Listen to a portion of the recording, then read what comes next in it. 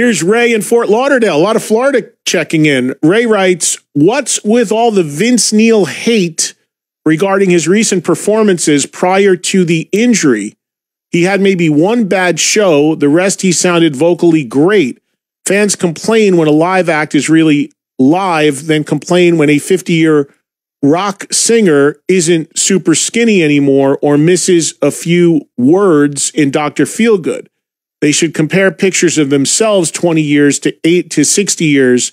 Keep up the great show. Thanks, Ray in Fort Lauderdale. All right, well, Ray, to a degree, I agree with you, but to a degree, I'm going to be just brutally honest, as I have to be. I don't agree with you, because to say that in the last few shows prior to his injury, Vince just missed a few words, that would be not accurate if we're just being honest. I mean, Vince has had ups and downs and struggles vocally for really 20 plus years. Listen to the Motley Crue live album, Live Entertainment or Death. I mean, it's, that's what I compare Vince Neil live to David Lee Roth. And here's how. People are under the illusion that Vince Neil sang live like he did on the records. Just like they're under the illusion that David Lee Roth ever sang great live. He never did, ever.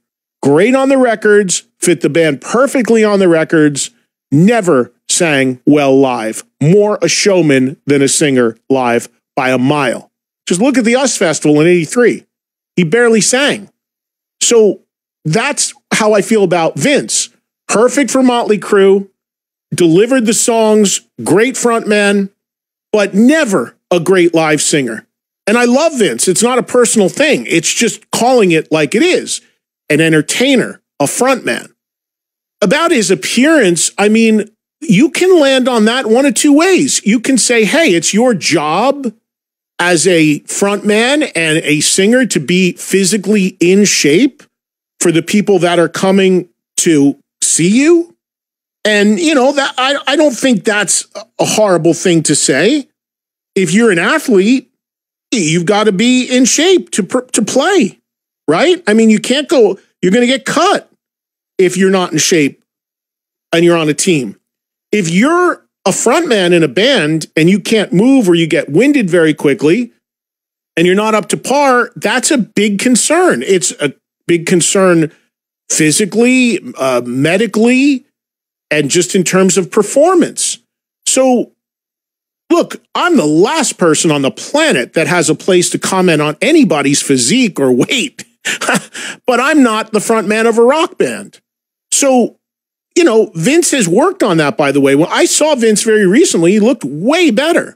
And it's hard as people get older. We know that, and it takes discipline. Some people have it, some people don't. Again, I'm the last person in the world that's going to be critical of anybody's weight. I have no room to be, but I don't do that for a living. So I understand people's concerns, and there's also another concern here.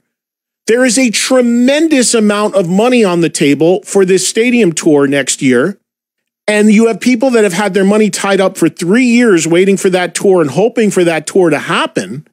And they want to make sure it happens. They want to make sure it happens with the guy they want to see singing, which is Vince Neil. So I don't think, although some of the criticism is harsh and unwarranted, I don't think all of it is. And I think that Vince would be the first to tell you that, he's got to work at it. And he's acknowledged that because he has worked at it. He's gotten markedly better. And I see him a lot, physically and vocally. Where we're at when the stadium tour starts, we'll see. But I can't get mad at fans for expecting artists that they pay a tremendous amount of money to go see to be on their game.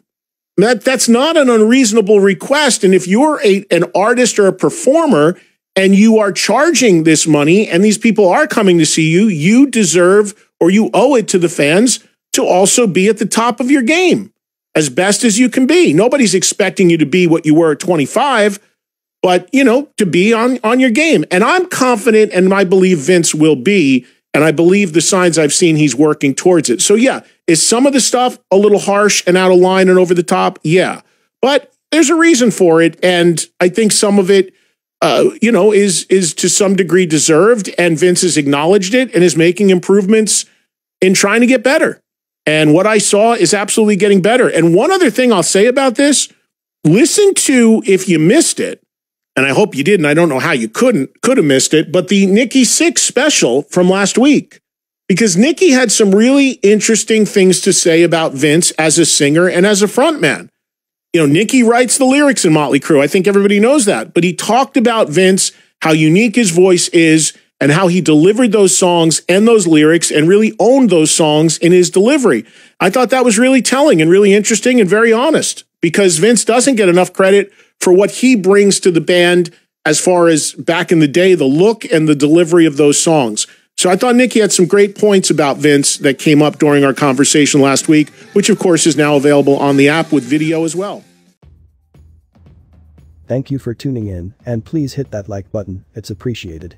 Make sure that you subscribe for more rock-related content.